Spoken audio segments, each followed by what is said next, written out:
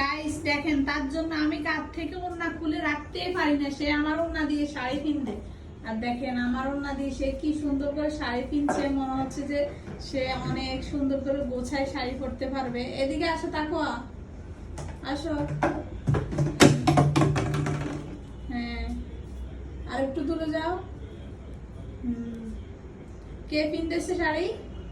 আমি। তুমি কার থেকে শিখছো এটা? আমি শিখছি। তুমি শিখছো? দেখেন গাইস কি সুন্দর হয়েছে শাড়ি পিনতে। একটু গুঁড়ো তো, গুঁড়ো পিছন থেকে গুঁড়ো, দেখছেন কি সুন্দর হয়েছে। আর আমার গায়ের ওড়না আমি একদম খুলে রাখতে পারি না, সে আমার ওড়না দিয়ে শাড়ি পিন্দি এভাবে গরমের মধ্যে হাঁটা চলা করে।